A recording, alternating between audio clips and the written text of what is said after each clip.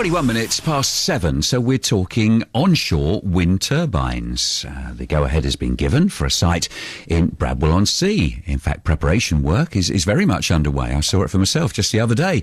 The campaign to protect rural England isn't so keen on wind turbines. They say they damage the countryside. It says that local communities are being left struggling to safeguard value landscapes. Tom Holm is from the Essex CPRE. Morning to you, Tom. Good morning, Ray.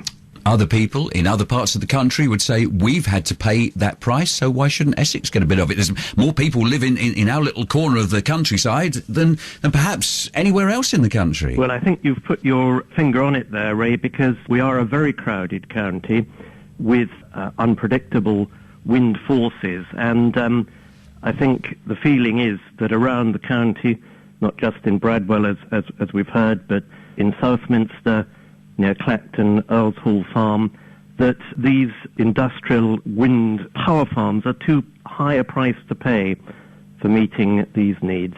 Well, you say about the uncertainty of wind, but if you're looking for windy places, I think the Dengie Peninsula would be near the top of my list. Yes, but the Dengie Peninsula is also one of the most tranquil parts of our county and valued enormously by those who live there and those who visit it.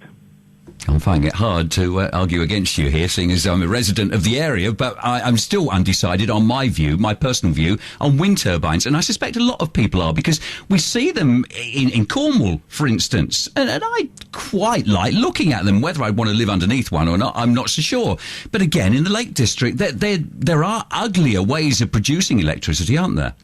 Well, there are, but as I say, as far as we're concerned with wind turbines, the evidence we have is that although we've had the government's assurance that market forces are not going to be let rip, there are just so many of these applications either being approved or coming through in the system that we really feel there's a case for a more controlled mechanism here, that we need a more strategic approach. We need the government to tell us about how many wind turbines it expects to be built and where it expects them to be built. We don't just want the local authority to be held ransom by numerous speculative applications to develop sites for wind turbines. OK, thank you for your time this morning. Tom Holm there from the Essex campaign to protect rural England.